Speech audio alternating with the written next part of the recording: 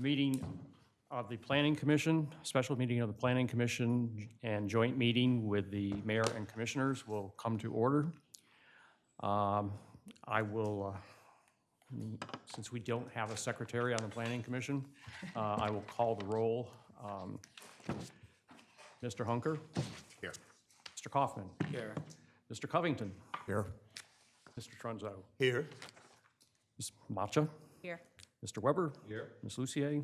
Here. And I am present, and Mike Strange advised us last Friday that he had some conflicts today and would be unable to attend.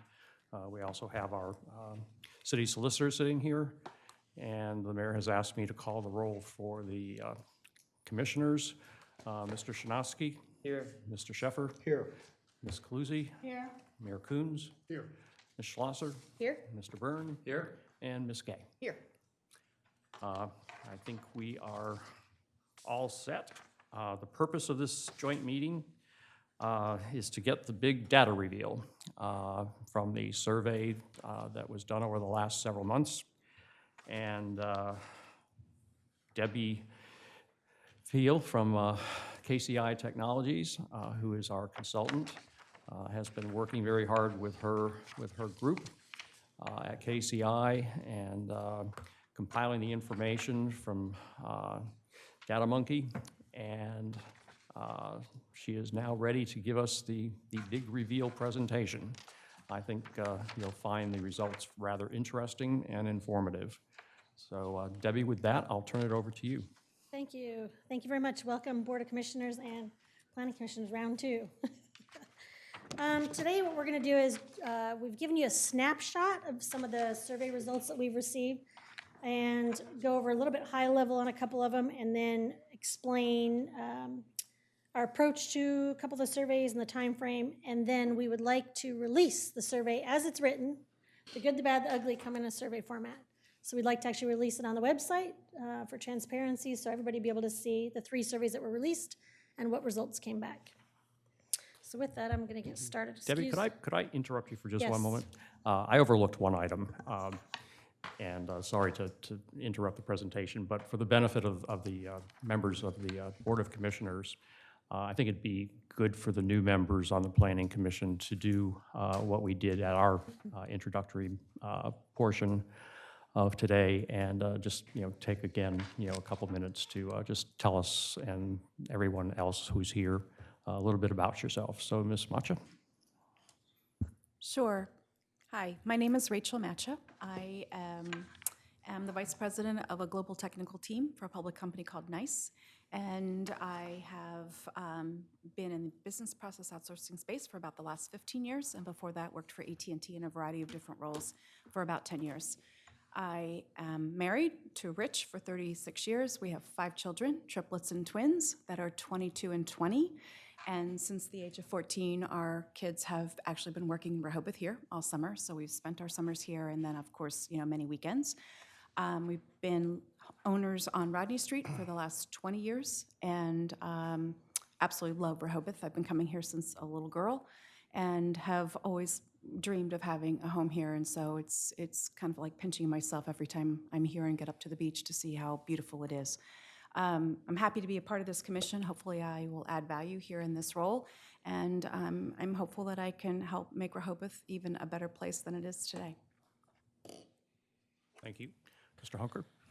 I am Mark Hunker, former commissioner at that table.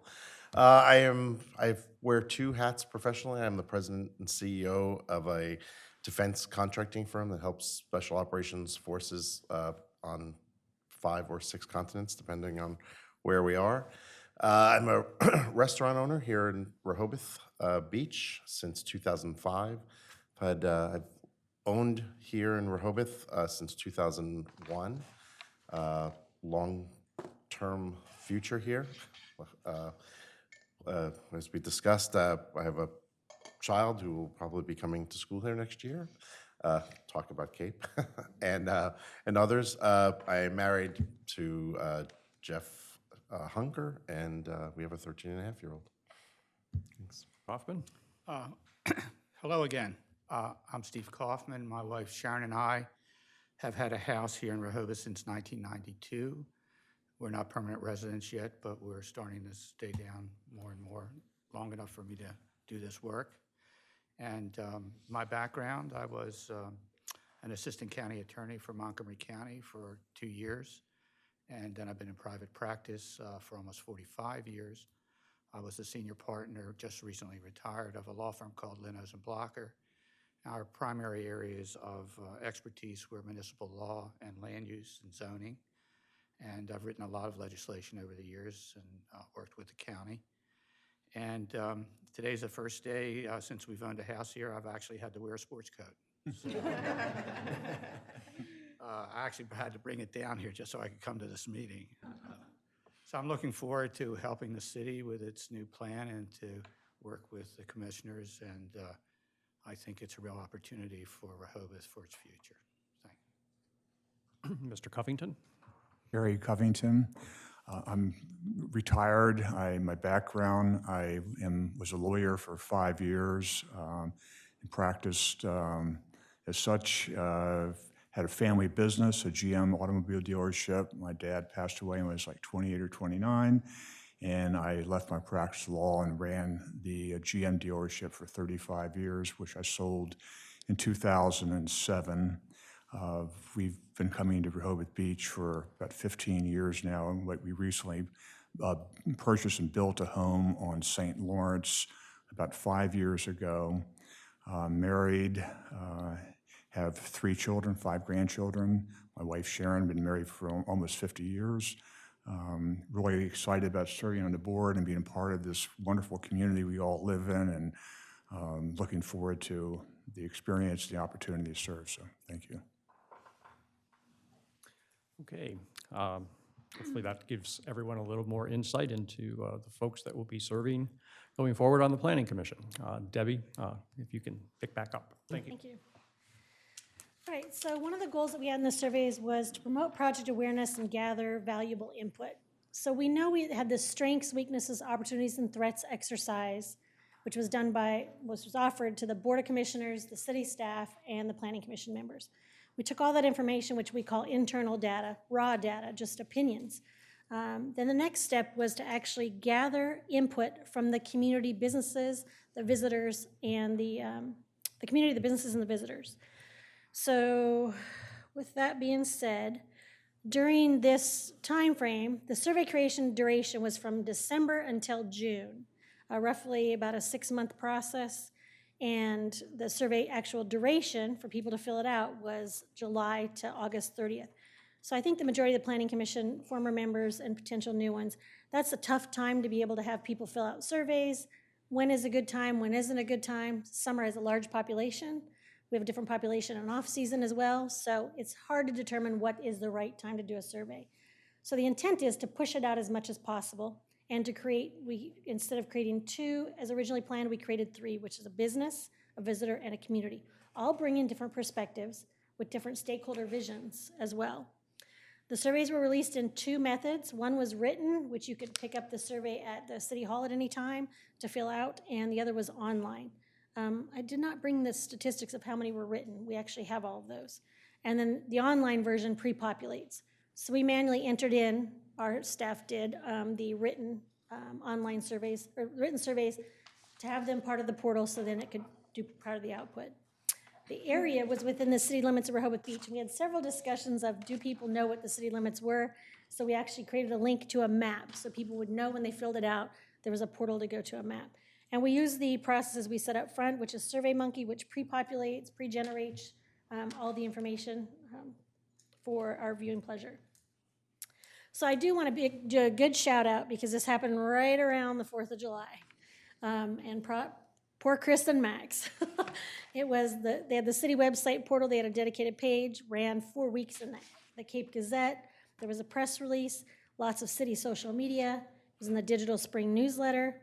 Another great portal, which we learned from the staff, was the City Chimp email notification. That's 3,200 subscriptions just to send that out to one subscriber. The Envision Rehoboth Beach had the Mind Mixer platform that was also used. The Planning Commission went out and did personal social media, Facebook, Nextdoor. I don't know about Instagram because I'm not on there. But they also had organizational events and meetings. Everything they went to, they tried to promote it within the Planning Commission as well, and family and friends. So this wasn't thought of lightly. We thought we had the internal and external portals for everything. The Planning Commission had the local knowledge, the visitors, the full-time residents, et cetera. We took it a step further. We asked the Planning Commission to provide a list of the organizations they were aware of in the town or in the city. There was 18 that we received a list of. So out of these organizations, we emailed the leader of each organization and asked them to farm it out to their association. So we prepared an email to say, please farm this out to your organization. So that was Camp Rehoboth, Henlopen Senior Center, Country Club Estates, HOA, Center for Inland Bays, Lewis Rehoboth Association of Churches, the North Shore Homeowners Association, Rehoboth Beach Art League, the Rehoboth Beach Dewey Chamber, Rehoboth Beach Historical Society. And if you don't think that that reached enough people, also was the Rehoboth Beach Homeowners Association, the library, Main Street, elementary schools, Save Our Lakes, the Sussex County Board of Realtors, the Town of Henlopen Acres, VFW Post, and the Village Improvement Association. All of those were sent. We got some really good emails back from a couple of the organizations saying they'd be happy to. This is the first time they've been asked for a survey on a comp plan, and they sent it out and they told us how many subscribers they had. So I feel with a short amount of time, from the June timeframe to July, and probably the end of July, the outreach of who to populate this to and how to get the information out was fast and furious, but it was done to a detailed level of trying to hit as many people as possible.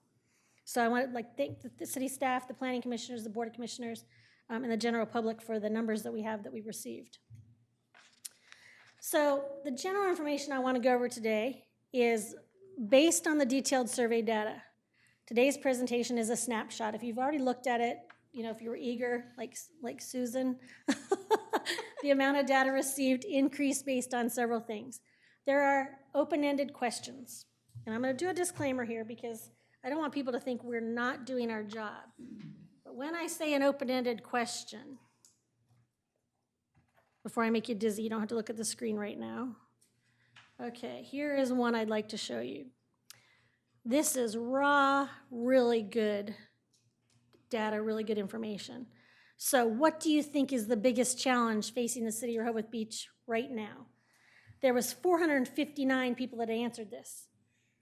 227 skipped it. So I love raw data, but analyzing it and populating it is not the funnest trade in the book.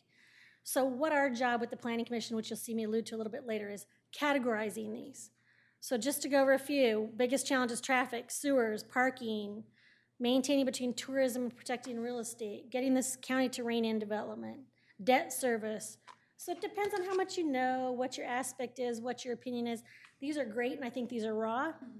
We have to sift through all of the open-ended questions and categorize them. Is it policy-driven? Maybe it's a Board of Commissioners task. Maybe it's a city manager and departmental task. Is it a land use decision? Is it something you can even control? Is it controlled by the federal government? For example, if the ocean waves are too tall or too high, what are you going to do? Surfs up some people, other people might not like it. So certain things you can control, certain things you can't. So when I say analyzing this data, this is where I'm going to make you a little sick. This is in the survey of 197 pages for just the community survey. So we have a few open-ended questions, and I think, like I said, this is really good data, but I'm going to show you something else real quick. So when I say open-ended, like question 43 has 459 responses. While that's a lot, kudos to everybody that took the time to fill out an open-ended question. So the people that filled this out for in the snapshot of things really put in some information that'll be helpful in this process. 446 responded to question 44. Question 45 had 212. You're going to see these because the whole information will be revealed totally today. The other thing that makes it a little different to populate it is when you have another option. So other means we're going to give you 7 options, and then we're going to have another one that says other. And that's when those are also considered open-ended. So we'll have a long list of other if we didn't capture it, which is great because sometimes we don't have all the selected answers that we think, and somebody else might be smarter than us and actually put another idea we didn't think about in there. So other is also another list of open-ended results as well. There's several of those. Question 22 has 30, on top of the question itself, it has 35 written in other categories. So there's a lot of information to go through. I'm not scaring you, this isn't negative, I think it's great. And I think reading this information is very helpful. But it's challenging to put it into PowerPoint. And it's challenging to take a snapshot of it. The responses with 10 or more questions are also challenging. So question 31 had 22 options and an other category. So that's a lot of data. So usually in surveys, we like to keep it, as we said in the beginning, under 30 questions, a little bit simplified. We had 6 months of survey, compilation that as far as questions with the Planning Commission. So this is a result of where we have with our product. So the good news is the detailed survey results, this is 197 pages, this is 68, and this one's 54, sorry, will all be posted on the city's website as written. The only changes that we will have is on the business survey, we asked for the business name, we asked for the business location, and the comments carried through. So we chose not to reveal the business name and the address of the business, so then the comments could remain anonymous, like we promised in the survey with everything else. So we took those pages out, we housed those at our office, and this is identifying information for privacy just on the first 4 questions. Other than that, it goes into detailing the business. And on the visitor survey, we have a technical glitch on 3 questions, 5, 6, and 7, I believe. So we have contacted SurveyMonkey, and they're working on pulling that data. But we wanted to release what we could today. So as soon as we get those answers to those 4 questions, we'll forward that with you. So this is our disclaimer. It's a lot. It's really good. People took the time, and congratulations to Rehoboth for getting the information out and the people that took the time to actually put their opinion in writing. All right, so let's start with the business survey. This survey was for businesses and their employees or commercial property owners located within the city beach or Rehoboth Beach city limits. We had a map. There was 34 questions. And this is not me, this is SurveyMonkey. 12 minutes was your typical time spent filling out the survey. 68 responses were obtained, and 45 completed the entire survey. So remember when we were here before that the Chamber or the Main Street, I believe, or the Chamber did a business survey, and they had questions within the last 8 months. So we're gonna take that data as we're looking at this data and see what we can do to blend both of those, because they had different types of questions than we had on this one as well. So we want to make sure we include their survey as well within the business survey that we collected. So 68% completion rate, and I'm going to pull just a couple up here. There's several others. So how long has this business been in operation at its current location? Get to my thing. 16%, 0 to 5 years. However, 74% of those that filled out the survey are 10-plus year businesses. So out of those 68, so remember, if we put 68 people in the room, those are the people that are speaking right now. So out of 68 people, 74% of them have been in business 10-plus years. And in question 5, is this business currently leasing or renting this location? 52% said yes, they're leasing or renting. 48% said no, they are not. So out of the 68 respondents, it's about half and half if you actually look at it. Question 6, does this business currently own the real estate housing, the location? 45% said yes, while 55% of the respondees said no, they do not own the real estate housing location. That kind of could have been a trick question to see if they answered 5 right, actually. Question number 6, are you or the, oops, guess I gotta put it up there. Question number 7, I'm sorry. Are you or the building owner anticipating any improvements or change to the building? We must have scared some people off because only 13 answered here. But 80% of the 13 people are actually anticipating improvements or a change of use to the building. So 80% are anticipating improvements. Or not. Are not, sorry. Question number 9, are you in favor of more mixed-use development in the commercial districts? A mix of retail, office, and residential uses together. 76% of the people said that they are, yes, they are in favor of the mixed use. So 76% are in favor of the mixed use, and it's very specific, retail, office, and residential together. We spent quite a bit of time on this question, I remember, with the Planning Commission. Debbie, just to clarify, Yes. excuse me. So if a participant in the survey gets to just question 9, and then they decide to bail out, those 9 responses are included here. Is Yes. that correct? So if, in the survey that you'll see in detail, it'll tell you how many answered every single question and how many people skipped. So you can tell when the majority, there's some in here when everybody was like, I'm not telling. Okay. And there's other ones when they responded. So each question will tell you exactly Every how many. response, though, is included. Absolutely, Yeah, I yes, agree. absolutely. When you see all of the data, following the charts, which are good visually, up on the screen, there is a table that is very detailed, as Debbie just said, that really, gets it down to the decimal point for the responses to each of the questions. And so it's very informative when you look at that. So here's on the screen, you could barely, there's, for example, this question was question 28. 560 people answered, 126 skipped it. So you can tell some of the questions, and the hows and whys, maybe they were burning dinner or lunch, I have no idea, but some people dropped off and came on, but you'll actually be able to say how many people truly responded to that. So getting stuck in percentages, it's a great number, but as you quantify it and say there's 68 people that were in part of this survey, not 500 yet. And we'll see the community has a lot more, so I just thought I'd start with the easy one. Okay, so there's our mixed. Okay, then we go to the next question. What type of residential uses would you like in the mixed-use development in the commercial districts? Once again, these questions we spent a lot of time on in the Planning Commission, specifically making sure these questions were in the commercial districts. So 49 answered out of the 68.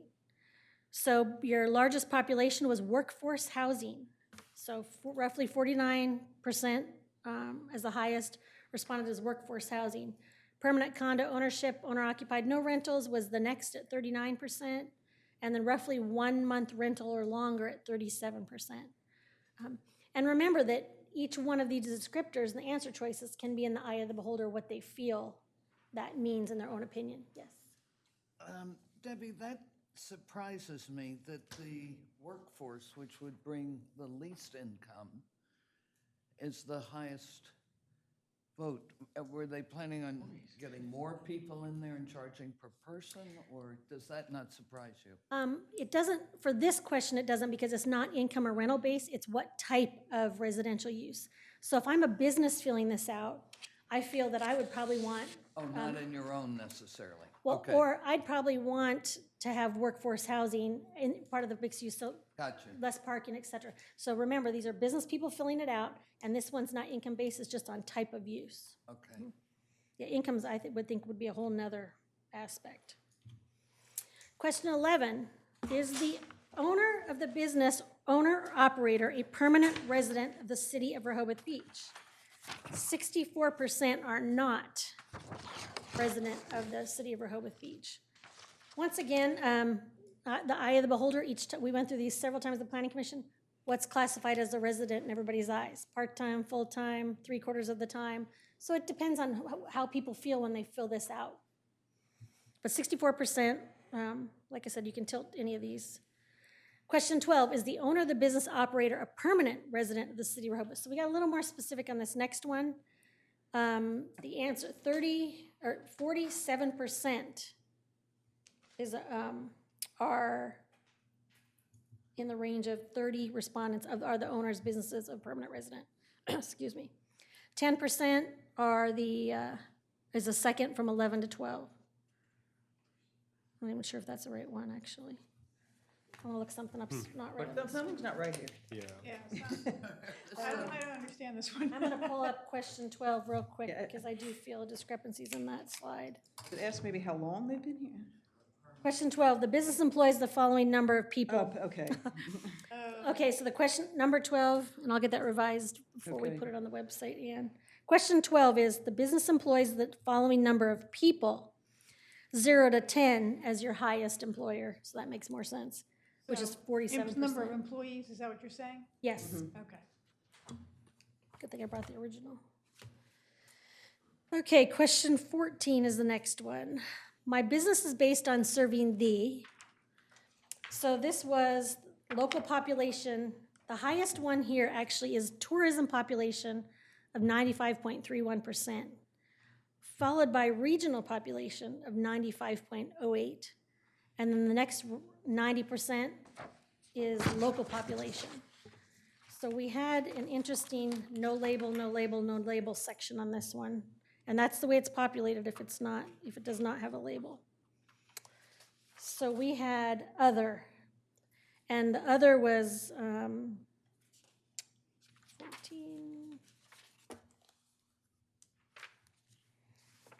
Pull this on the business. I just want to kind of advise you how you'll see the slide, how you see the actual output when it comes in. Locals and tourists was one of the categories that people put as other. So that was the only other one we had as other, where people classified it as 1.6, 1.64, and 1.96. So 68% of the business is based on the internet population as well. So the only other write-in that we had on this was locals and tourists, based on serving the following, which was an answer up there if somebody would have picked it. Is your business open year-round or seasonal? There was 60 people that answered this one. And out of the 60, 93% said their businesses are open year-round. So 93% of those 60 that answered, their businesses are open year-round or seasonal. I have a question. Yep. If I may. So the number of respondents for this survey, going back for a minute, can you tell me how many, did you send, I know there was some possibility of written surveys being picked up here at City Hall, but of all the businesses, of course, which we know, we did not mail surveys out to them. They had to go to the website. Correct.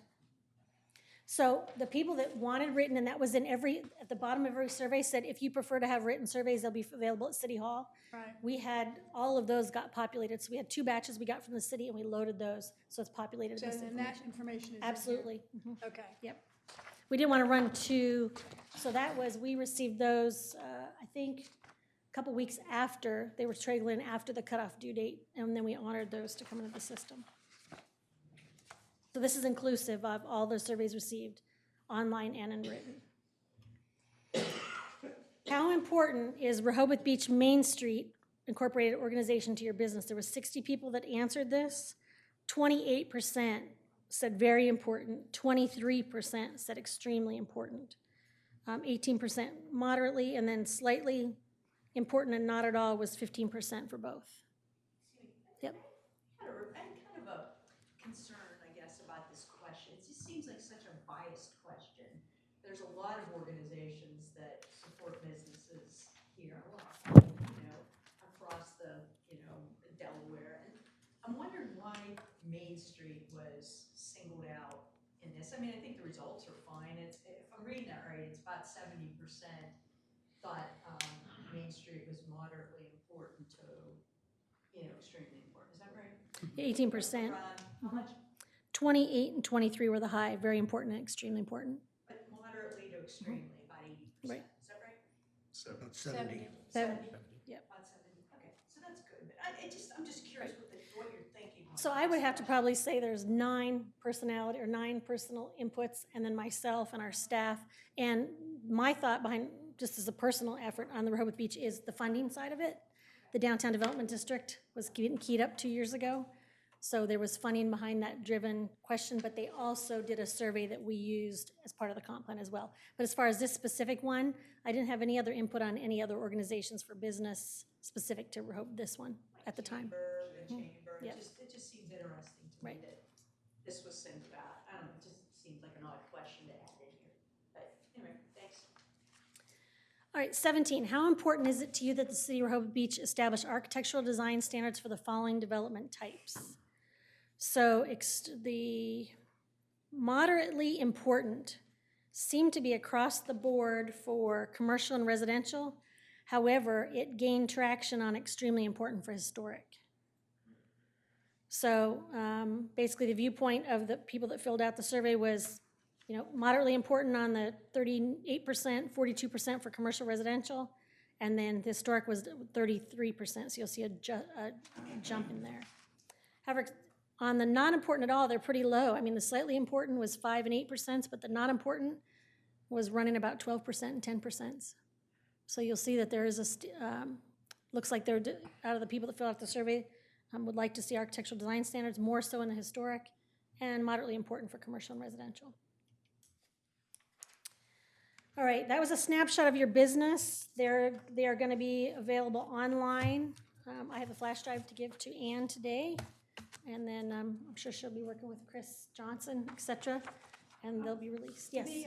I think you mentioned that the chamber has a questionnaire that they had sent to the businesses, and you're going to Yes. try to marry those in some way. Identify them within the comprehensive plan as wording in the public participation. So there was they did it under the Capstone project, I believe. That was Main Street, not the Yeah, chamber. Main Street, not the chamber, I'm sorry, Main Street. And anything that we can gather from the chamber, they had a change of personnel at the time, I believe, when we were talking to them, director.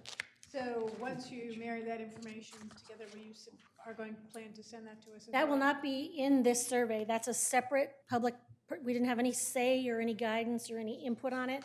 So it will be mentioned in the comprehensive plan. That information will be reviewed in the planning commission, but it won't be put within the survey. They have their own survey and it was released already, but I can give that information to you. But it's definitely compiled in the overall comprehensive plan as separate public outreach initiatives. And definitely not wasted. They have 13 or 1,400 members, and a large portion of them Outside are of right town. outside of Route 1, Dewey Beach. Yeah, they had a lower population count on their commercial as well. Debbie, I think Main Street also did a survey for residents back in, I don't know when it was, in A the year spring ago or or something. something, yeah. And I don't know if those results haven't been published yet, but I know they did one. They were published. Were but they? We can make sure that they're Yeah, because I've been looking for those. sent out again and they're given to you. Oh, that'd be great. Absolutely. Yeah, I've been. I was Anything looking from any organization that you're aware of, a survey or initiatives or anything that's being conducted, we definitely want that information for data collection. We try to keep up with the local newspaper as much as possible, but that's definitely valuable information that can be used throughout. Okay, so on to the visitors. So this survey was written specifically for visitors of Rehoboth Beach. 28 questions were asked. 8 minutes was a typical response time, and then 369 responses, which is great, and 303 were complete. So out of the summertime, the busiest time, you had 369 responses, which I think was a good count, in my opinion, as far as people filling it out for skipping the beach maybe on a rainy day. 82% completion rate. So this is, again, a high completion rate. Although it's harder to walk away probably from an 8-minute survey, which is good news. So how many times have you visited the city of Rehoboth Beach in the past 12 months? 63% said more than 10 times. Then following by 6 to 8 times, 15%, 3 to 5 times, 11%. So your top three range from 3 to 5 times in the past 12 months to more than 10 times. When you visit the city of Rehoboth Beach, how far do you travel? This one is interesting. These are locals, basically. Yes. I'm a little more than 10 miles, and I don't consider myself a local, but I still, so less than 10 miles, it's 46% travel less than 10 miles that filled out the survey. With the 25%, then 120 plus miles away. So that's interesting about, once again, we're talking about 369 responses. When you visit the city of Rehoboth Beach, where do you stay? This was a great one. Other, 231, 66%. So I wanted to let you know, I just quickly looked at these, and just from a quick, review, the majority of the responses say they own or stay outside of the city limits. So they live in Lewis, they live in Milton, they live at other places in a more local area. So that was the majority, I think, of the 66% of the other. Followed by with friends and family is 17%. That's always the way to go, 3-day rule. And then followed again by hotel, motel, bed and breakfast by about 12% out of the 352 responses on this question. And these will be in detail. You'll see where it says other, there's a list of where everybody does stay listed out. There's some really good comical reading in there as well. What is your household income? I think this one's interesting as well. 334 people filled this out. And out of the household income, the majority of your 22%, actually 22% is 100,000 to 149. And then you fall right with 21% of 200,000 or more. So the household income for the visitors coming into the municipality, or coming into Rehoboth, your top 5 categories are all above the 50,000 range.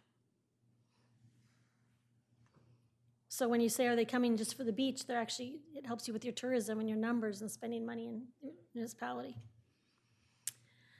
Next question is question 15. How would you rate the following elements in regards to the City of Rehoboth Beach shopping area? So this is when we have multiple questions. When you get past the letter L, as you can see, it just doesn't fit on the slideshow. How would you rate the following?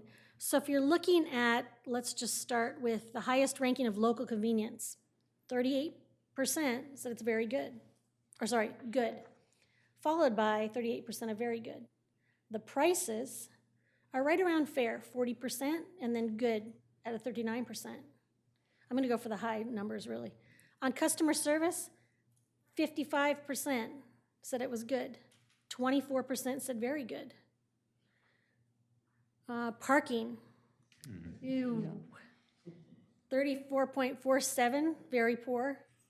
Then we go to the next one, right around fair. I have to let you know on the parking, just a note of, for parking. A lot of visitors that fill out surveys, and I found this in other jurisdictional surveys, sometimes just don't know where to go where there is parking. Not to say you have it available, not to say you don't on either side of the coin, but a lot of people need wayfinding signs or need to know where it's public, where it's not, or are unwilling to walk 1, 2, or 3 blocks. So there's some things said with parking, I know on both sides, but this is in the view of the visitor, and they feel that out of their 111 people felt it was very poor. Selection of local businesses. We have 50% said it's very good, or good, followed by 27 at fair. The hours ranked at 62%, or actually 63% very good out of 201 people. Walkability, so the numbers on this are really good. You have 44% very good, 43% good, and then it completely falls off to 12% and lower on the walkability. And that's something I know Rehoboth has strived for and we keep looking at within the comprehensive plan. Traffic, we got close to fair as a 35% and very poor as the 26%. That also depends on where you come from sometimes, and patience. Appearance, we had 47% felt the appearance of the city of Rehoboth Beach's shopping areas were good, followed by 33% on very good. The appearance, now, once again, we're still talking about the shopping area, so this is the eye of the beholder, not overall, just the shopping area. The appearance is 46% was good, and 33% was very good.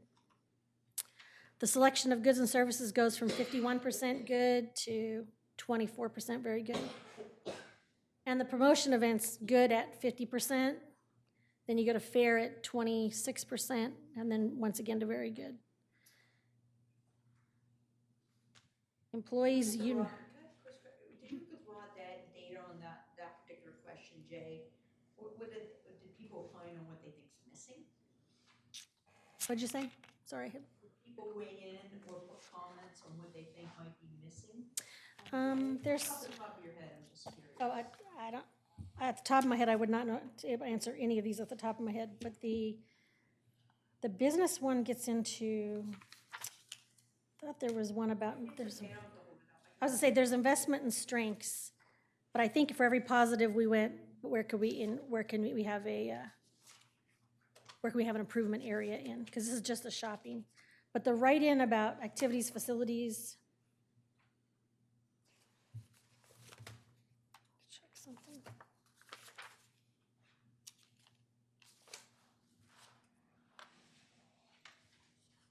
Yeah, 14 goes into how often do you follow the following activities. Question 15 is how would you rate them? Following activities. Question 16 goes into Do you think the investment in the following would strengthen the downtown?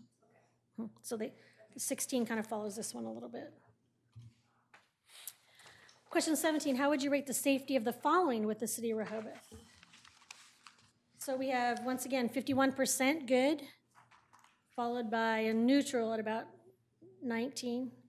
Bicycle infrastructure, 20, right around 30 is neutral, and then we go dip on the poor a little bit, yes. Are there any comments on the roads that we've done? Got signs, new paths, biking, you put up biking places all over. What could be done or what is being Did done? anybody comment when it says, neutral is 30, poor is Questions? 30% for bicycle?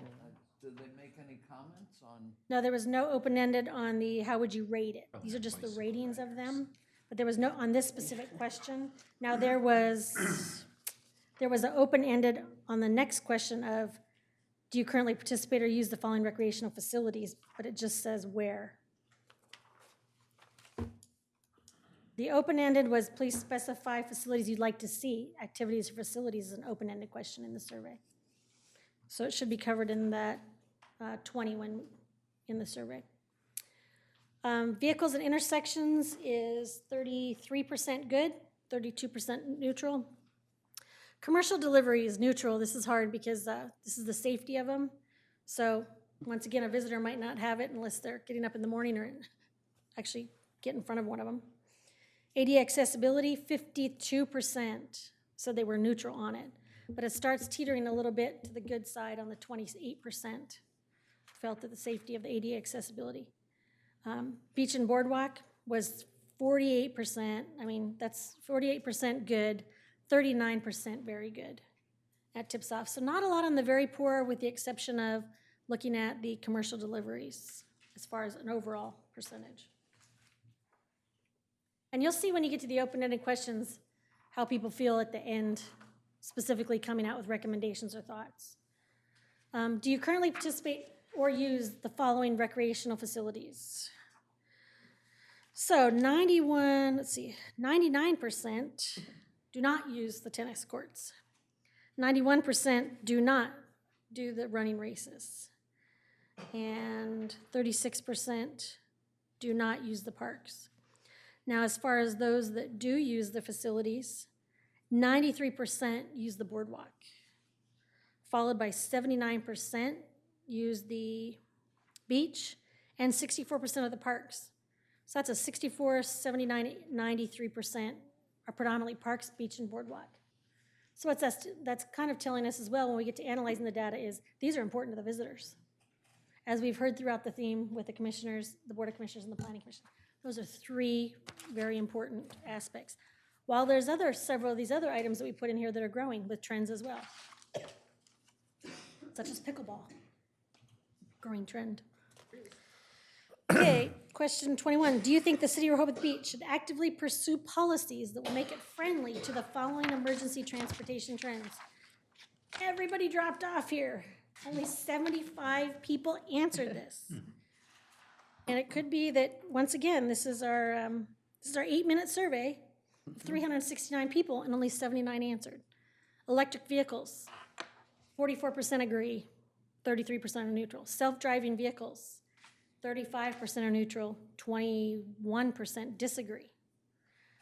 Ride sharing, 42% were neutral, and then it goes in the high end of agree and strongly agree.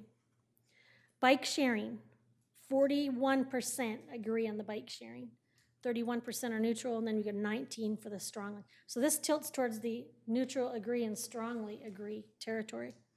Bike safety, 49% has asked the City of Rehoboth Beach should actively pursue policies on bike safety. So that's 49%, followed by a strong 39%. So that's a pretty strong statement as far as the angle of strongly to strongly disagree. Do we have data, sorry, quick question. Do we have data on bike accidents here in Rehoboth, maybe in season? Yes. The Oh, good. the Yeah, that'd chief be good does to have see- that. Yeah, yes. that'd be good to see that if we haven't seen it. And then, I'm gonna write that one down, bike data.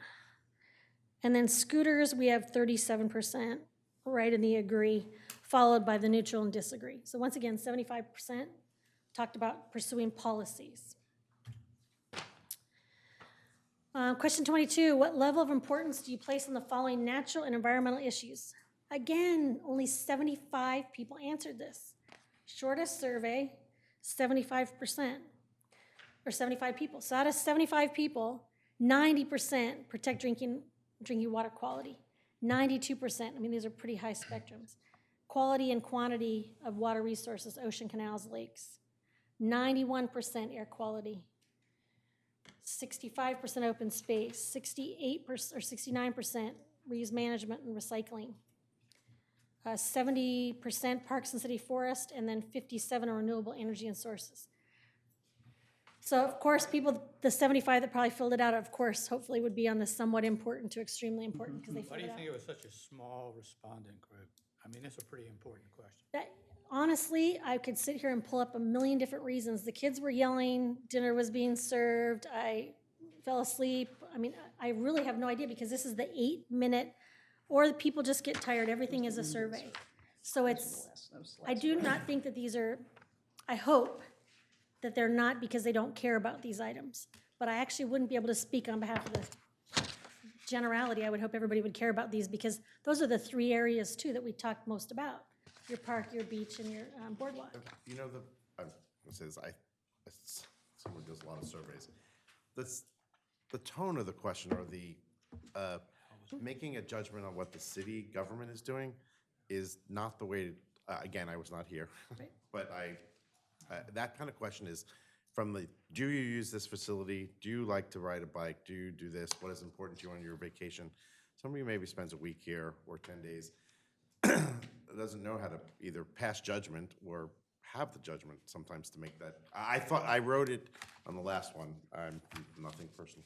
I wrote bad question, and then we just had this. I just think the way, if you're looking for that data about electric cars and stuff, a way to ask about ride sharing, bike sharing, it's like, do you want to see those bikes sitting on the streets that fall down in the wind? You know, those are what we're trying to get to, right? It's the someone who lives part-time in DC, you can't drive your car on that street because it's fallen down, you can't park. So I think that those are very important issues that in this next, some other way to possibly ask those questions, because I think as somebody who puts a toe in the community is probably worried about their own community's rules and regulations than this one. I think that's why very interesting, the 75 and the 75 answered both of those questions. Those are people who probably live in a municipality suffering through those things right now.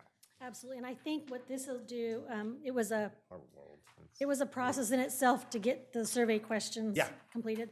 But I can tell you that what'll be great about this, planning commission and new members as well is how do we need to get the information further out? How do we need to obtain additional data? What other hot topics do we need to see?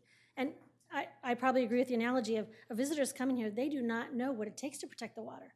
Some people don't even know about sea level rise and where we're at with elevation. Spend a year about the outfall with them. Exactly. So I think, once again, it's in the perception. Protect the drinking water and quality. People probably think you have to do that. It's regulated anyways through federal government. But how important is it? Did we lose everyone at that question 21, though? Because it went from 75 to 75 with 22. 23 to, questions 23 to 28, did we get more responses? Or Yes, and they're all, each individual question goes up and down. It's not consistent. For example, question 23 right after this is what changes, this is open-ended, what changes both positive and negative have you noticed in the city of Rehoboth Beach? 60 people answered, 309 skipped. So open-ended, sometimes people just don't want to enter. So every question, the way that this analogy comes out, which is great, is when did it drop off? There's no 75 dropped off and complete never came back. We wouldn't know that. But it tells you the majority, what the total count is of who filled it out. So like, for example, question 23, only 60 people filled it out, 309 skipped and open-ended. So I guess my question is, did we just lose people and they never came back to finish the survey? We went from 75 to 75 to 60. And now if I do, if I do, the high numbers, open-endeds are usually drop-offs. So it looks like the open-ended dropped off 304, but prior to that, prior to 22, 294 again, question 21, but 307 skipped question 20, so some people popped back. Yep. So I don't see a trend necessarily until we get to the open-ended. Clearly, people didn't spend a lot of time at this. I mean, if This they was did the 8 28 minute. questions in 8 minutes. you And it's a know, visitor.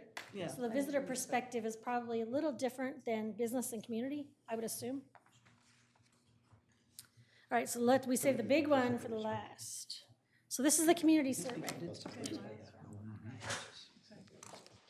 So on the community survey, Question on that before you start. yes, Is that everybody who owns a property in Rehoboth, or is that It's just, supposed to be.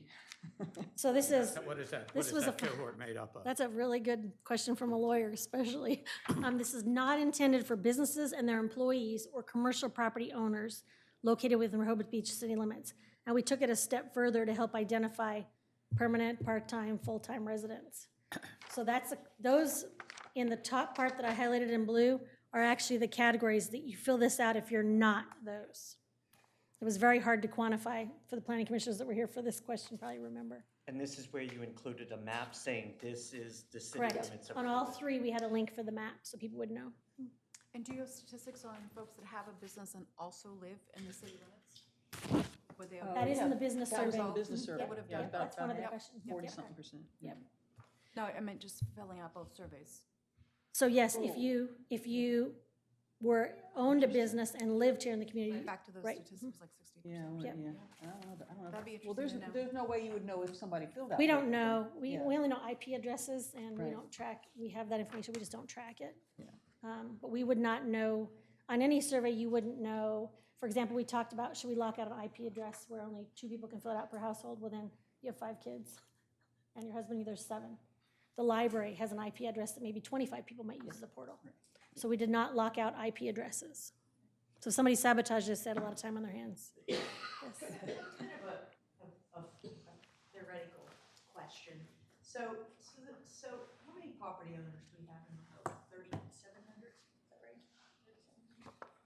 Karen, is it 3,700 property owners? Or 33? 33. Okay, so 481, so that's less than 20% really of property owners in Rehoboth filled out the survey, well less than 20% overall. So I'm just curious, at the thinking of the planning commission particularly, usually a good survey, a valid survey is in the 30% range of your total targeted population. So I'm wondering how we'll think about this, like what, or you, I don't know if you're a survey expert or whatever, but I'm just a little bit curious, like how much Weight. emphasis as you're putting together strategic plan, do you put on something where well less than 20, it might even be Right. around 15 since it's only 4, I think one No, it's completed, something around there. How much validity is it? This is the really important one to me, not the most, but really important thinking, so. I think there's 2 parts of it. I think everybody that took the time to speak their voice should be heard, and that should have some weight, because they did take their time in one of 3 of these surveys, we hope. If not, then there's other portals for people to come. They can come to public meetings. Maybe they choose not to have the anonymous. Maybe they choose to be heard, be seen, and come to meetings. The third one is, if we were talking about weight, the SWOT analysis that we asked all the commissioners, planning commission, and staff was not quantified at the survey percentage rate of 30% internally. So everything probably has to go with a grain of salt. So that if the majority of that body has spoke, that doesn't mean that's the majority of the entire population, meaning full-time, part-time residents, property owners, businesses, because there's so many different categories on how many things would affect people in Rehoboth. Are you a business owner? Are you a resident? Are you part-time? Are you, full-time? I think there's so many different areas of this.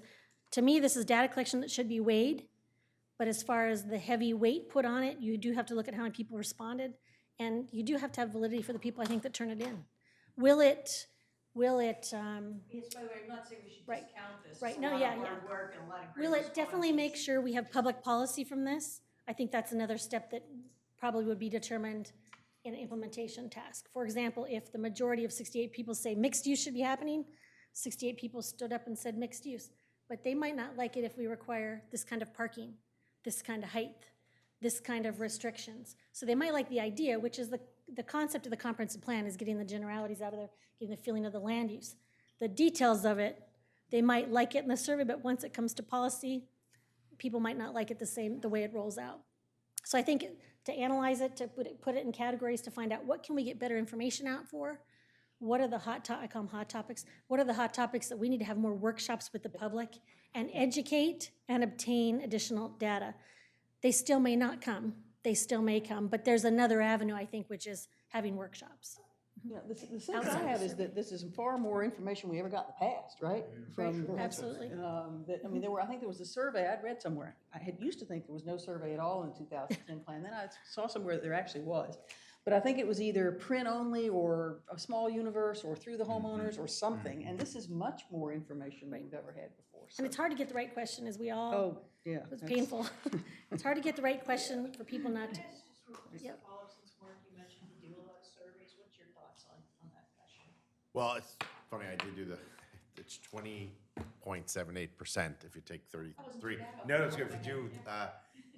It is interesting, I think something that you said about getting here more often, that you own a place for a while and you're starting to get here more often.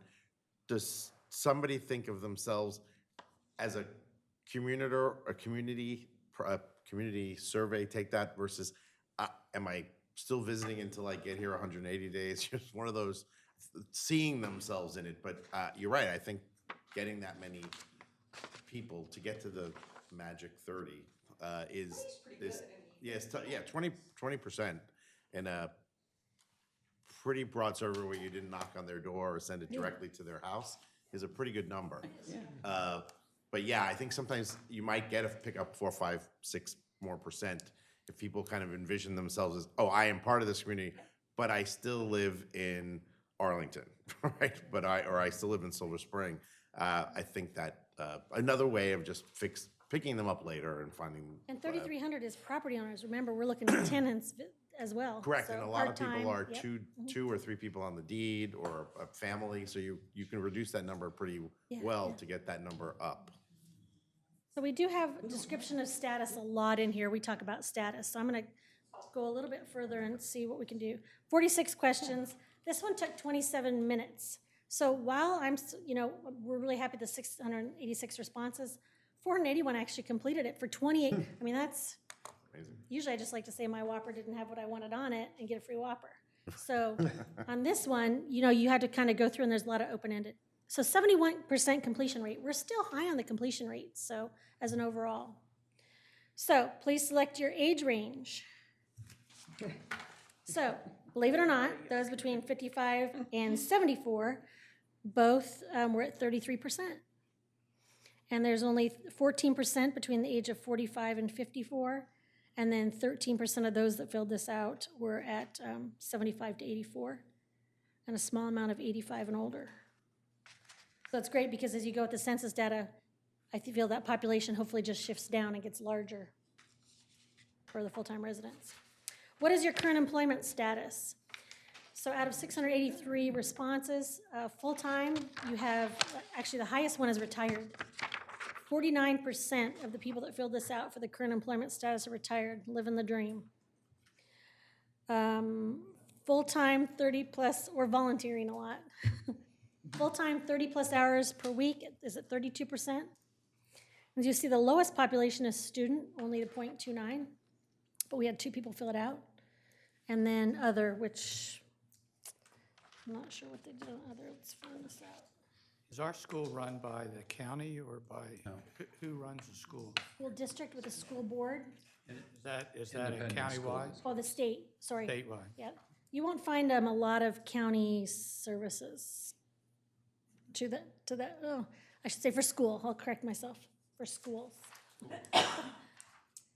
Some of the others, just to let you know, you'll see the write-ins on these. So out of the 13 others, full-time during summer only, semi-retired, at-home parent, disability, disabled, retired. I'm retired, but my wife still works her full-time job. Recently laid off and a teacher off in the summer. So if we have another option, they're going to take it if they didn't fit in the other categories. What is your household income? So out of those that responded to this question, we have 40% or 200,000 or more for the household. And then we go down to 19% within the 100,000 to 149,000 range, and 16% at the 150 to 200,000. And we did not have an other on that one. Now we start getting into residency a little bit. How would you describe your residence? So out of those that filled out, 673 people filled out this. Single family is 76%. 20% is actually the multifamily. This got cut off, but it's duplexes, 2 units, multi-unit family home. We put as apartments, townhouses, condominiums. Accessory dwelling units or second structure apartment garages, and then other. So other, we have single-family house with a garage apartment. We own 2 houses. So you'll have write-ins like this: mobile home, mobile home, mobile home, manufactured home. So you'll have several of these written in others. But the majority of the single-family is 76% for the people that filled out the survey. And then, do you own residential property in the city of Rehoboth Beach? 83% of those that responded, which was 671 people, own their residential property. And this is the question that I thought was sort of a check to see, is somebody, did somebody read the first where it said it's only intended for those within Correct. the city limits? This was a way to say, are you really? Did you drop off? And sure enough, 17% said they don't. Yep. So. But you can still live in the city without owning property, rent. which is Correct. where There that- is Still a community, rental, yeah. okay, yeah. So Well, they're and either, the answer about the other mobile home, yeah. we have no mobile homes. Right. Didn't you used to have a mobile home park in the city? Yeah. A long time ago. No longer? Not for a long 15 time. years, yeah, 15 years. So if somebody did not select the map, looking at the city limits map, they can assume, which we were very specific about this isn't for everybody in the 19971, I think is what we put in the beginning. Then we have 1, 2, 3, 4, 5, 6, 7, 8, 9 people filled out mobile home. Huh.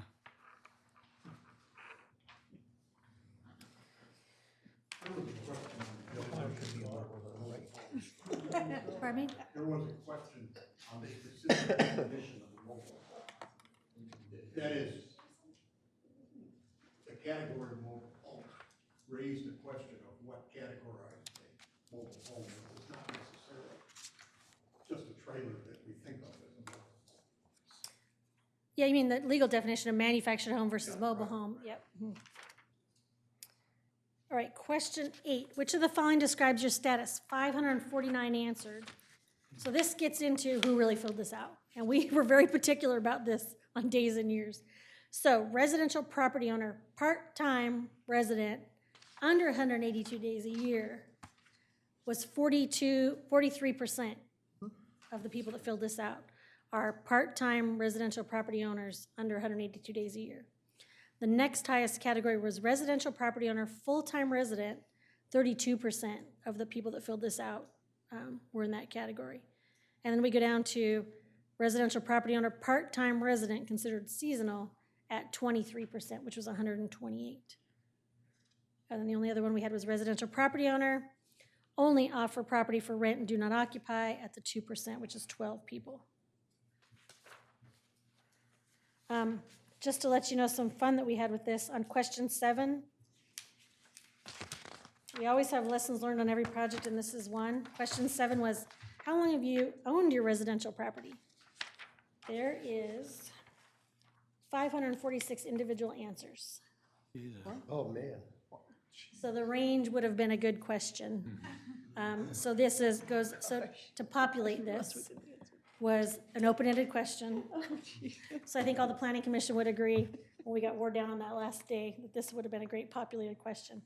So 546 answers that we'd analyze to get the ranges. So good lessons learned. So when you read that, there's about 10 pages just on that. Question 11, and I think it's lessons learned for all of us, which is good. How much time do you spend here? 653 people answered. And believe it or not, look at between, I have a second home at the bottom, here I visited throughout the year, at 277 people, 42%, and I live here full-time, it's kind of bookends, 35%, 227. So out of 653 people, over, 500? Right around 500 answered their full-time or a second time that they visited throughout the year. That gives you a nice snapshot versus I spend the summer here but live elsewhere, rent out my house during the summer, spend the time here during the rest of the year. But Debbie, you know, it's interesting on those two questions on 8 and 11, almost the exact same percentage said full-time, Yeah, 34 versus 31. and this is spend time and describe a status. So they view themselves as differently in describing themselves, but how much time do you actually spend here? Could be two different answers.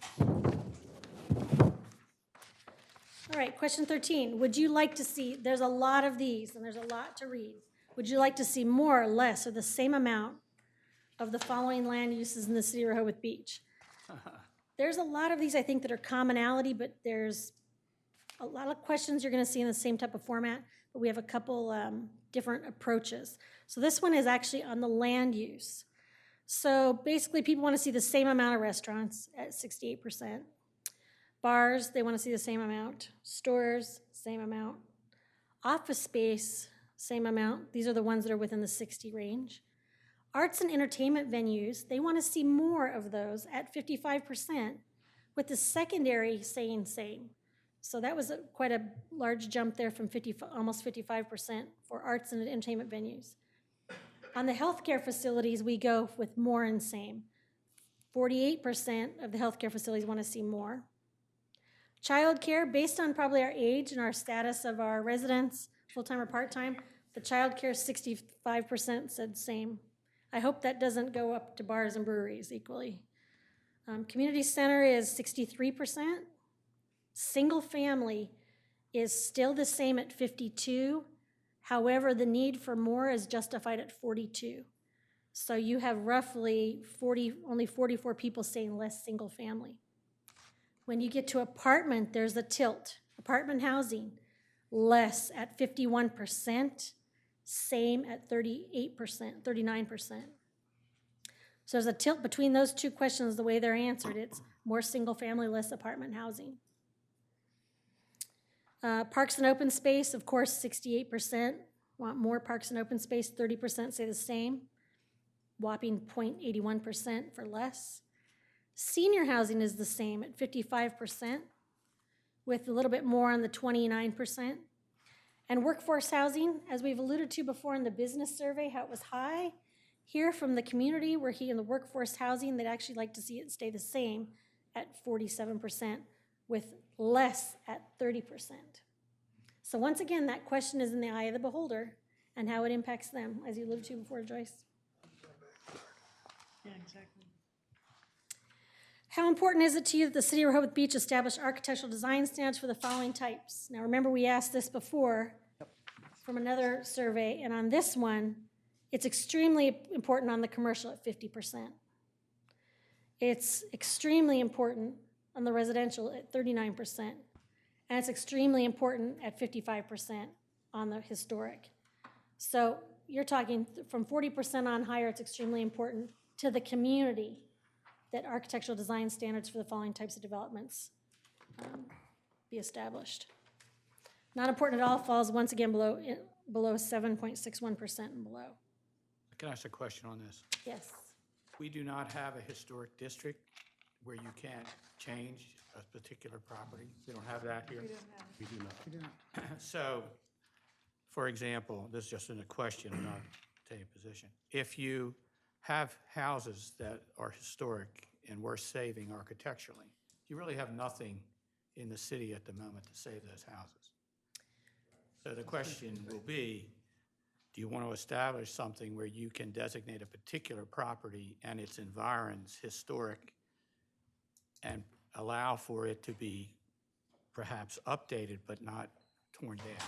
Like the National Historic Right. Places. So, Because some of the houses that have been torn, I've seen this over and over again. Some of the houses have been torn down, fine, but some of them were really nice. And, once they're gone, they're gone.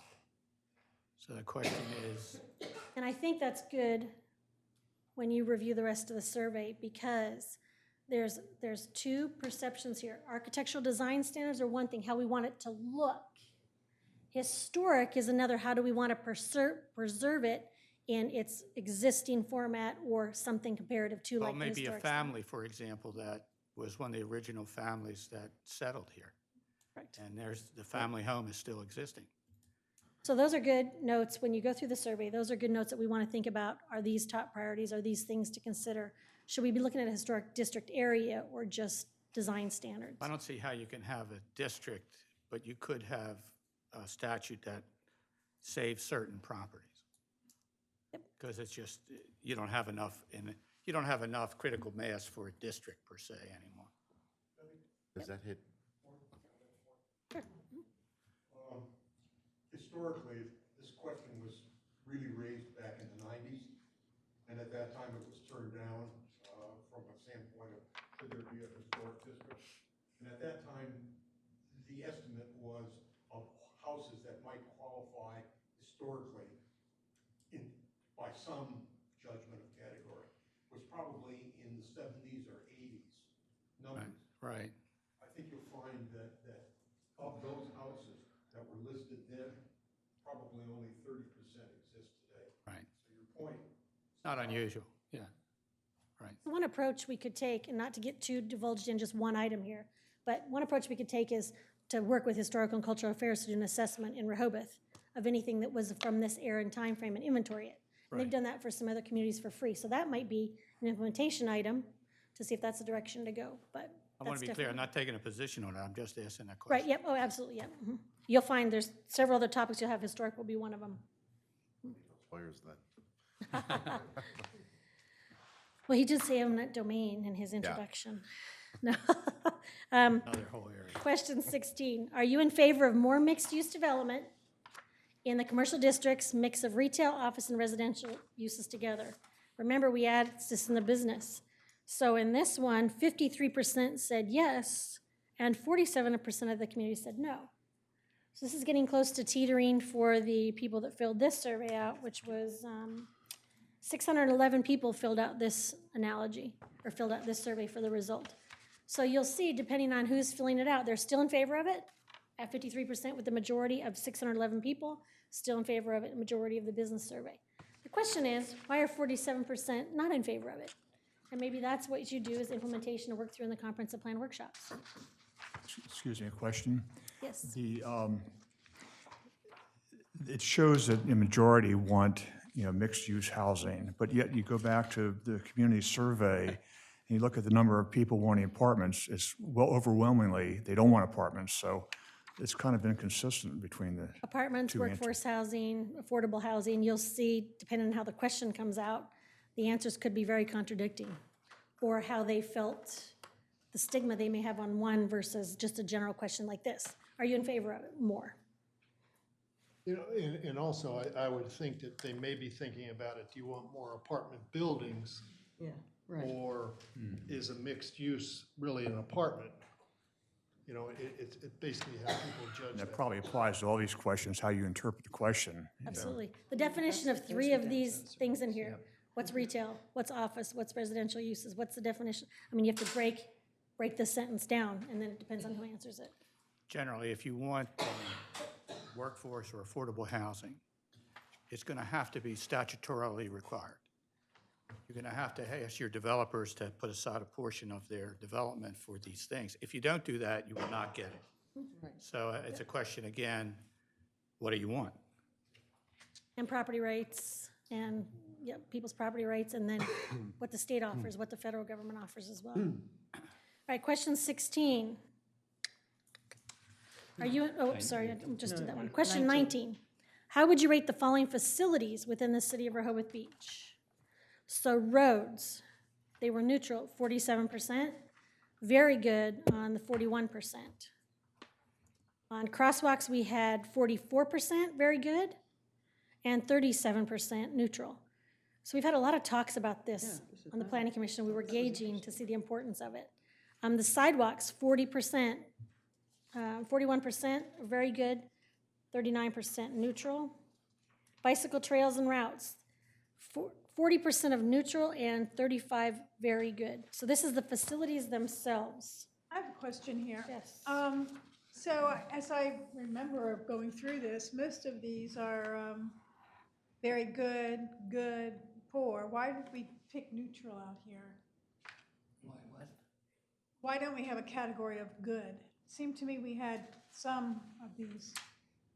Is that, was There that was a write-in. purposeful? There was nope, it just said very good, neutral, poor, and very poor. So we But it's didn't do true. it. on some We of didn't have the a others, good- on some of the others, there were very good, Yep. good, then neutral. Yeah. That's right, yeah.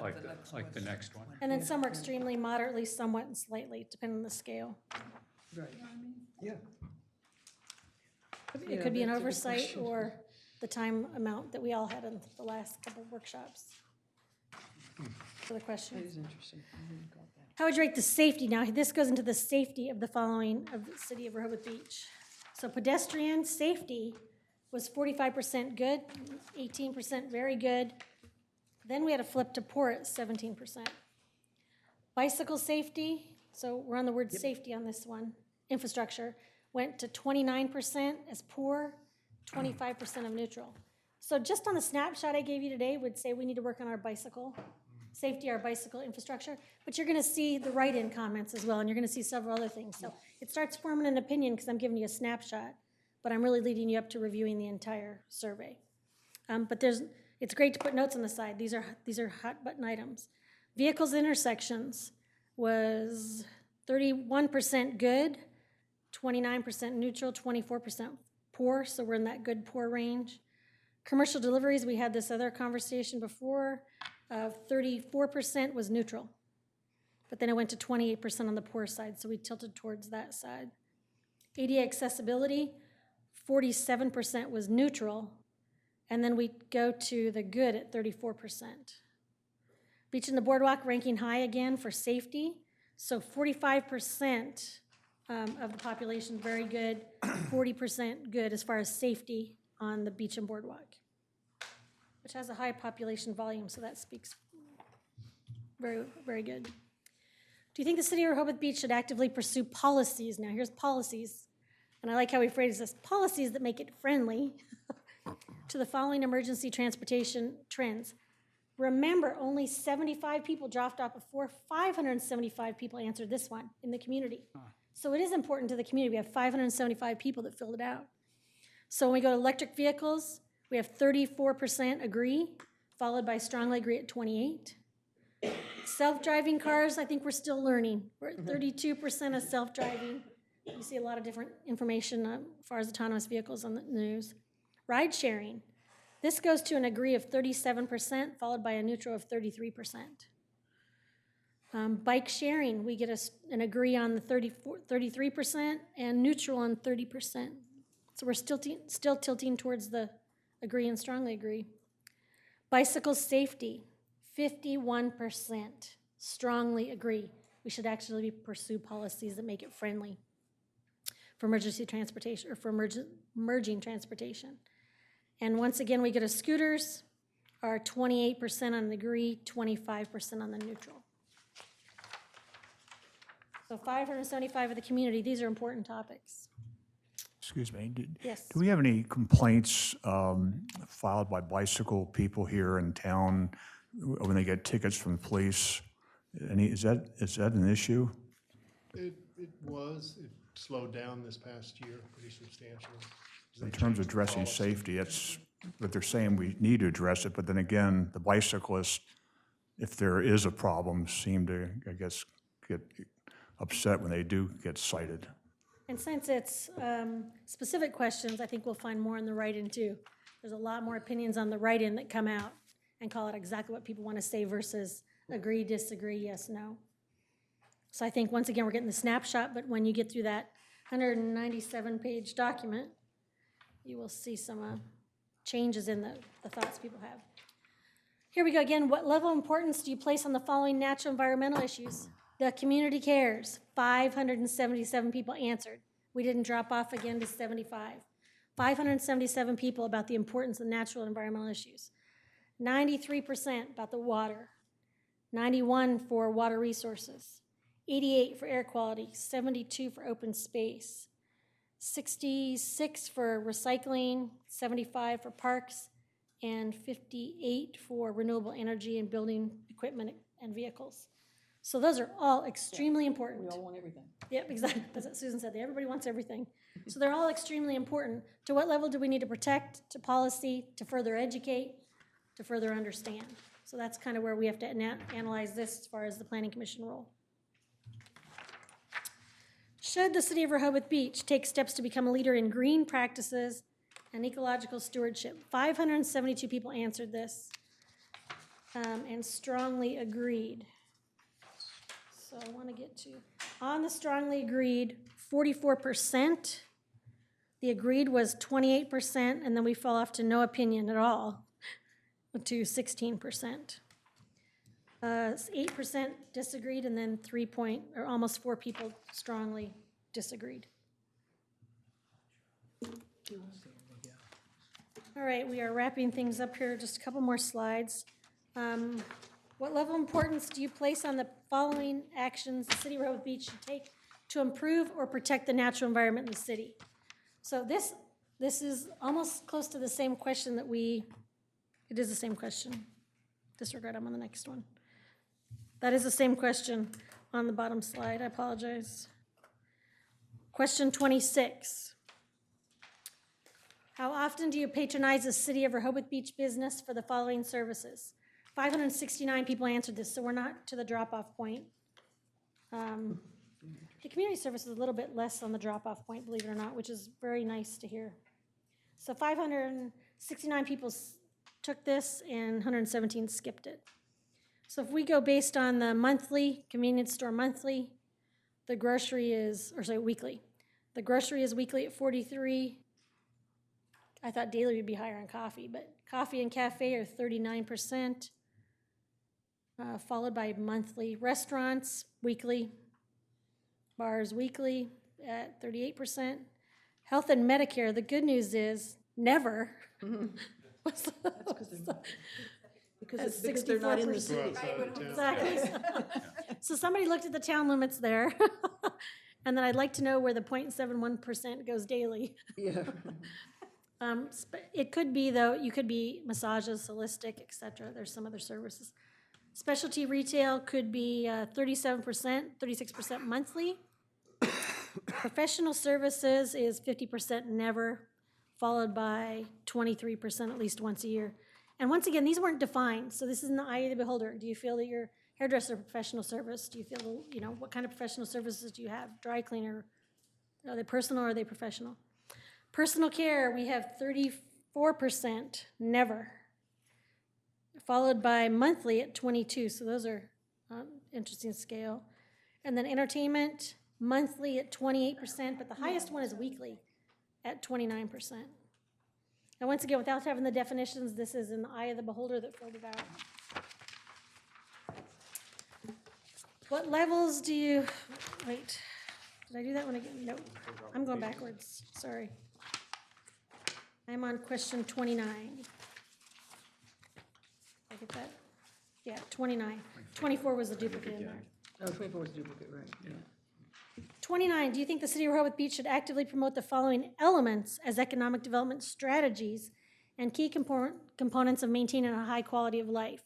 551 people answered again, so our drop-off rate is not too bad. On the tourism side, strongly agree at 40%. The arts strongly agree at 45%. Once again, recreation is a 45% and 43% agree. Cultural resources, we dropped down to about 42% agree, followed by 38 strongly. And entertainment is 43 agree and 37% strongly agree. So you see they tilt more so on the agree and strongly agree as far as the key components and elements of economic development. And then, do you currently participate or use the following recreational facilities? I just thought I'd do this as a fun comparison to the last one. So let's start with no. 88% said no tennis. 87% said no running. 17% parks. But we get to boardwalk, where again, 98, 95, and 83. Boardwalk, beach, and parks are the high ones again for the community as much as it is for the visitors. All right, and this is the last one as far as just the highlights and what would fit on your screen. How would you rate the following elements in regards to the City of Rehoboth Beach shopping area? So this was the shopping area one that we went through again, 476. So we did drop off some people in the community here. So once again, local convenience, location convenience for shopping is very good and good, 45 and 43. We go to prices. Our community feels that they're good and fair, 44% and 33%. Customer service is good. To the good is the high as 53% to very good at a 27%. Parking, now this is the community. The parking as the community says that 40%, 39% is fair, and 21% is good, followed by 20% is poor. So we're still teetering in that middle line. Some people feel it's good, they're neutral, and or fair, and it's poor, the parking. Selection of local businesses by the community, 48% said it was good, followed by 33% fair. Hours, 63% feel it's good, followed by 20% at very good. Walkability is 44% very good, 41% good. And if anybody would know, it should be the community on the walkability on a day-to-day, year-by-year basis. Traffic, they know as well. So traffic goes from 33% fair to 24% poor to 23% very poor. So we're tilting on the traffic portion. Appearance-wise, we have 52% is good. Selection of goods and services is 54% is the overall. And promotion and events is 54%, followed for very good, for good.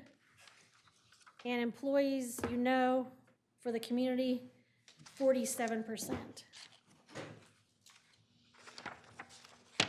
So with that, once again, we have 197 pages just on the community survey with the write-ins. 54 for the business, 68 for the visitors. And that flash drive will be going to Ann, so that can be posted on the website. And as far as coordinating prints or et cetera, I'm sure you can coordinate, is that you, Ann? Coordinate with Ann as well.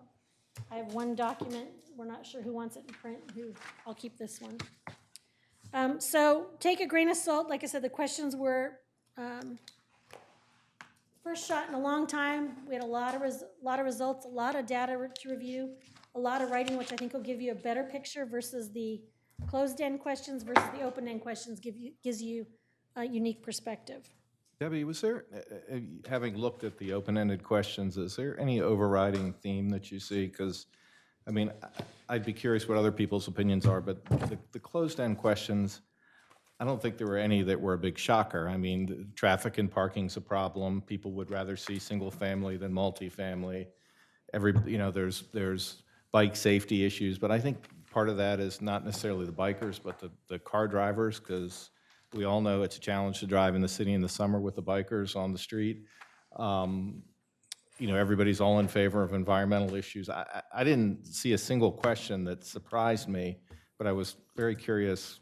I think maybe the real meat maybe is in the write-ins. Well, probably because out of the 40-some questions, I only provided 5. Mm-hmm. So I gave you a very small snapshot because they are so large in the write-ins and so large in the answers of 15 or more that we can't capture that in a PowerPoint presentation.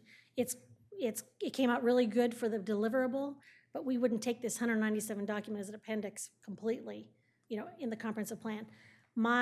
We are now going through it to categorize it. Yeah. So the only way I know how to approach this much open-ended questions and this many options on each answers, because we haven't ran into this level, is to categorize them. And that's what we want to do with the Planning Commission. So we want to come up with categories that we feel they would fall in the buckets and kind of drill down a little bit of what comes through to say what's truly alarming, what do the people maybe not understand, or we haven't given enough information that assumption might be incorrect. Or maybe the assumption is correct and we need to work on it a little bit more as far as policy or implementation or wayfinding signs or safety. So I think I'm going to call it the funnel mechanism is what we have to do with the Planning Commission, which is we're going to ask the Planning Commission to review and analyze the surveys. I'd like to work with the chair on the categories because that's the only way I really know how to tackle this much information. I didn't have not living here, I didn't have any true surprises, but I have a lot of contradicting information. So that's also, I'd like to break it down to the categories for the visitors, the categories for the community. And just because the community was 600 and some responses, doesn't discount the businesses as well that took the time. So I'd like to funnel the categories for all three, and it's 3 times the process. So we really haven't gotten to, the categories are a tough enough process.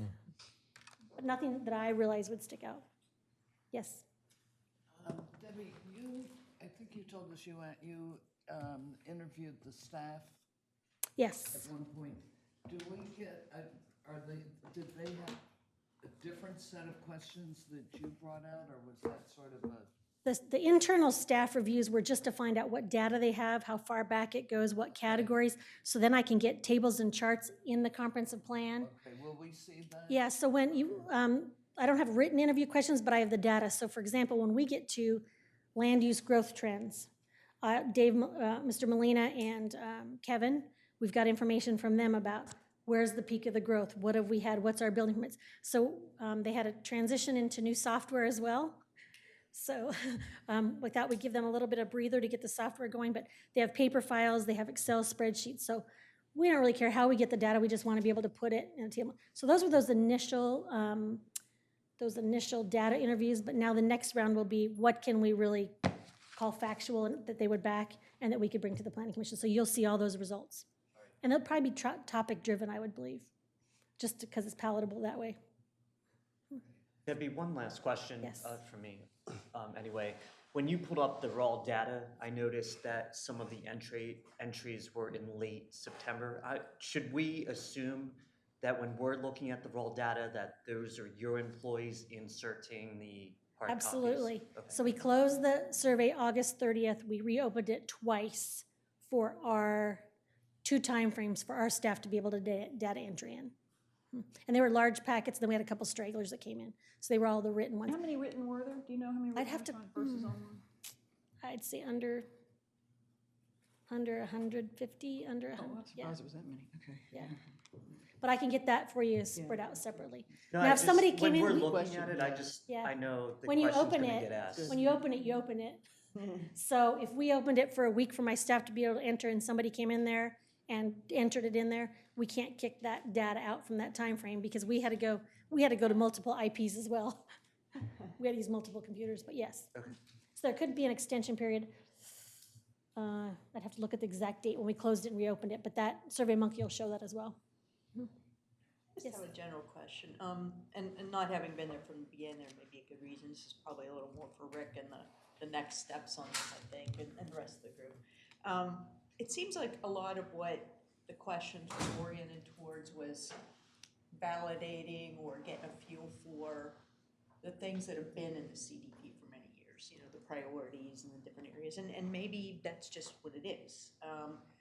But I didn't see a lot of like, you know, kind of outside the normal thinking kind of questions. So for example, you know, should we be thinking about shutting down the town and, you know, only allowing people to take public transportation into town? I mean, you know, so is there a way that we captured kind of more I would more probably. thinking and ideas Yeah. beyond, and by the way, I'm not saying we should do that. Right. Let me be absolutely clear. I would say for the record. not that extreme I did am we ever ju- put. I am just saying, Right. did we have a part of this where we look beyond things that we've always asked questions about? So I in would the say, previous CDPs? I mean, and Planning Commission members that were here chime in, I would say we stuck to the categories within the confines of a comprehensive plan that are the components. And there's several components, but we need that data. That are for- required for a CDP? that are required for a CDP. Okay. And then we stretch it out, like autonomous vehicles are not required. Got it. You know, bicycles, it's great to have, but it's not a requirement. So I'd say we focused probably a little bit more on quality of life and probably quality of life aspects for those that were here. We really try to focus, but we try to get the minimum for the CDP to say. Now, do I feel that once we get, like, once the Planning Commission gets through this analogy and we come up with the categories, do we feel the need to drill down further? I would assume. In some of the categories, we need to drill down further. We need to obtain more information. We need to talk to maybe specific organizations that are dealing with that or have more input in that in a workshop setting versus a one-and-done survey, so. It was my sense that. But you got a snapshot of just a couple questions. One yeah. input. But to there's the a lot that you overall haven't Yeah, seen. it's the Yep. purpose of this is to kind of highlight Yeah. what the Absolutely. issues are, and then the Yep. next step is how do you Funnel. address the issues? And my recollection is we started sort of from scratch. I mean, you gave us a number of survey questions. We gave you over A almost bank, you know, 800 800 questions, and some of them were from coastal communities, and some of them were from resort communities, and some of them were just general, and we sort of culled them from there. Yeah, and like I said, it's hard to do. It was a tough task. I think the planning commission did a good job. We all hung in there, and some of these lessons learned will we all do again on different sides of the fence, maybe not. But I think there's some good questions for us to be able to evaluate to pre-funnel probably. I think this is going to funnel some You perceptions. guys and Rick in the group, this is one input to the development of Yes. the CDP, Yes, I right? mean, So there's this- other inputs. this- built in. Oh, yeah, Like you said, the SWOT. workshops. and SWOT workshop, I absolutely. mean, I view this as somewhat foundational Beginning. for what we do going forward. In other words, it has identified for us, what issues people, whether they be business owners or visitors or, residents, have identified, likes, dislikes. And I think when you get into the open-ended questions, I mean, some of them are 3 words, others are a short essay. And so people do have views and they are making recommendations. And so there's, I think, a lot of meat in the narrative that we need to digest. And as Debbie said, categorize them. And then, we definitely are going to need more input. There's no question, I think. We're going to want to invite, more experts, I think, in some areas. And, we'll have to identify what those are. And, I think workshops are important. So there's a lot of work to do yet and a lot of data input that we need before we can come up with a final product. But it seems like this is a good baseline. I mean, Oh, it you is. can- Oh, I think it is. I think it is. Yeah. And remember, Debbie has given you a snapshot of these 3 surveys, and so, Wait till you get the there are a lot of other questions, and I do think that for those of us who were part of the process before, I think we tried to think outside the box in many cases, and some of those questions may not be necessarily the ones that Debbie selected for today, but we were, thinking of things that aren't necessarily covered in the current CDP. I thought I saw some of Yeah, that. I keep yeah. forgetting this is a snapshot. This Yeah. isn't Oh, even yes. all the But we didn't findings, drill so- down to specific questions like, do you think Wilmington and Baltimore Avenue should be one way? Or, some of these ideas that are closing certain streets for pedestrian access only. We didn't go into specific things like that and certain And that should be topics that have come up in the And the past. exercise the planning commission does next is critical because the thought process of that topic, I wouldn't know as not being local. So bringing that local information here is, where does that go? Is it economic development? Okay, that's the funnel. It belongs under economic development. Let's talk about what that does, positive and negatives. So the categorizing is very important of ideas that have been around for the past 10 years that maybe haven't made it to paper, maybe have been a thorn in some people's sides and good in other people's sides. We need to categorize those on top of this. So as they go through and we can get the funnel going, like this, I wanted to bring this up. When you see the survey right here, this is the data that you're gonna see online. You're gonna see the question, how many people answered it, how many skipped it. You can even go into the dates. So maintaining small town, losing businesses to Route 1, traffic and parking. So the question of this one is, what do you think are the biggest challenges facing the city of Rehoboth Beach? Open-ended question, but boy, really good data, raw data back on how people truly feel. They voice their opinion versus being, how do you feel about it? Good, fair, poor. So you're gonna see, there's quite a few open-ended questions that you'll see all the data, and we cannot even manipulate this. This is directly from the software provider that we just pull it down. What do you think are the biggest challenges? Unfortunately, some people put see above. So, doesn't always capture in the rest light. But the lines are the same, right? If they drop off, they won't be. Oh, okay. So the C of O's are just, don't Right. ignore those. So you're not gonna be able to stalk any meeting and find out who did it, so you can give that up right now. But here's another one. Thank you for completing.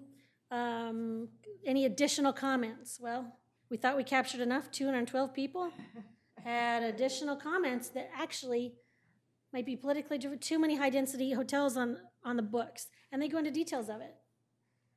So they go into police details in there. So I think you're gonna see, we give you a quick snapshot. Like I said, there's no way I could get all this on a screen and capture 400, and it would be my opinion too. So that's why the Planning Commission's it's very important that they'll help funnel, because everybody brings a different perspective to it as well. On top, the number one was interesting too. Did I hear you say in the first meeting that this probably would lead to like 8 or 10 workshops, something like that? I couldn't even give you a number at this Yeah, point. I'm not sure, I don't think, well, obviously, the planning commission needs to analyze Right. all of the raw data and take a look at the narrative comments for sure, and determine, what topics, the planning commission feels that we should get more information on. And so I think that's something that will happen over the course of the next couple of planning commission meetings, probably. Like I said, we're gonna try to see if we can work ahead of time with the Planning Commission chair, maybe the vice, to categorize it, and then have another, because you know how much I love other after this experience. But we're gonna try to categorize it where they can maybe funnel in there and then talk about what's the right group? For example, if we're talking about bicycle safety, there was the theme in just the highlights that I gave today. People are concerned about safety. There's a lot of improvements that have been made on bicycles, safety in Rehoboth. So if you talk about just spitballing an approach, what has been done by the city? Maybe we list that out by starting education. Let's talk to the people that are in the bicycle organizations, from the person that rides by themselves solely in the morning, to an organized group, to a senior, to a person with pets. Get in front of those people and start having some conversations. They could be one-on-one interviews. Like, what could you do better? You do it every day. You are the expert if you're doing it every day. Now, we might not have all the solutions for what needs to be done on a state-maintained road or town-maintained road or crosswalks, but we can identify them and identify the need for solutions. So I think that's how you'll see the process probably transcribe or transcend throughout. I have a question for Rick. Is all this information going to be available to us, like the open-ended questions? Are we just getting a snapshot of what we saw here today? You're getting this raw You're getting everything. whole thing. We'll get everything. You're going to send us a link. You're going to is that get all the raw data. Everybody's going to get it. Everybody, it's gonna be on the site. It's going to be the website. Yeah. So 3 surveys, raw. I'm not touching anything if they said something good or bad, but it's raw data that was exactly how they entered it in. And when will this be available? I have the flash drive, so I would say now it's coming on 3 o'clock tomorrow, today, tomorrow, next day, within the next 2 days, day. So for our upcoming meeting, this will be a main agenda item? Oh, yes. Yes. So we sure, should- I'm sure we're going to decide it's going to be on the I should agenda. have a chance to look through all that before. So the homework, just to start before we get in the strategy, would be look at the document, start reading it. Maybe like people were circling, oh my gosh, that's a high point. So circle things that pop out to you as the person, and then we'll start categorizing after that. So I assume we'll probably have a chair, vice chair meeting to go over the categories and maybe some instructions, and then have the next meeting to start. Might take more than one, Right, second Friday. maybe one survey at a time and see how you go. Sounds good. Any other wanted to- questions? Any other questions? Well, I wanted to ask, you said a few minutes ago that certain improvements have been made to the bicycle safety in the city. So now was that something that was identified in the current plan? And then was that something that the city manager and the staff identified for a particular year of things to work on? I mean, in other words, how did it transform from an idea in the general plan to a working requirement in a particular year's work program? I'd How say did- probably all of the above, but things happen at a height of emergency or height level of priority. So as Sharon gets tasked, and I'm going to speak for you, just as Sharon gets tasked as city manager, what the priorities are driven from the Board of Commissioners, pressure from the public, the businesses, the community. That priority shifts for town managers daily, weekly, monthly. So how it comes about is there funding available? Was there a study done? What prompted it? Did somebody get hurt? Was there a fatal? I mean, if we're talking about bicycles. So that's Was it kind- mentioned generally in the comp plan? That's kind of reactive. I guess what I was getting at is there a set of priorities set forth in the general plan, which is most important, which then is put into a work program through through a city manager and gone into several years? Yes. Yes. I'm sure that you're always going to have reactive needs, but I mean, is there sort of a, It's in the current plan now, which we can get you a copy of. So Yeah, I the would current like to plan see now has an that. implementation table in the back. Right. So that is the synopsis of the summary. On top of, what I'm saying is the budget and the process out there is several things outside of the comprehensive plan. Right, And they're not reactive, they're actually tasks that come about for several different reasons. Between the 5 years, it'll come about. So if it's a top priority for the Board of Commissioners and a low priority in the comprehensive plan, the Board of Commissioners at any time can change this. Sure. So the priorities, when we get to the implementation, which is way, almost, you're probably 6 to 8 months down the road of the implementation, once we get the categories. When we get to the implementation, we'll talk about priorities, because I'm a little resistant to make everything low, medium, and high, because as funding comes available, which is how you have to get a lot of these done, as funding comes available, if you rank something low and another committee ranks it high, you might not get it because of that ranking. It would be justification, so we'll- I've found flexibility really is the way to go. absolutely. Because you can lock yourself in on Yep. things that, Miss an opportunity as well. right. Yep. So once we do the funnel of the categories and the priorities, we kind of get our hot button items, what we need to divulge more in or dive more into as far as topics, education, workshops, et cetera, more feedback, more input, more data. Once we get all of that kind of driven and all of our data locked down a little bit, then we start to look at strategies and goals and implementation items. So your strategies and goals come together, implementation follows that task at the very end. It's probably a little less rigid than some of the county comprehensive plans that you've seen. Municipal Maryland municipal plans I've had have been very lenient, one-liners. Here it's about the same, except for some are very specific. Some say intermental government coordination. That'll never be checked off the list. That should be ongoing. So look at the 2009 plan, probably the survey in the meantime, before we get homework. I know you guys love my homework. Right, Joyce? Okay, thank you very much. Any questions or comments from the audience? Okay.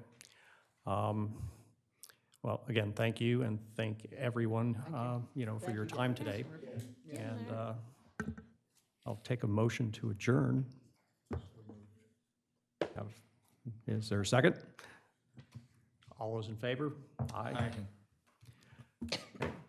This special joint meeting is adjourned. Survived 2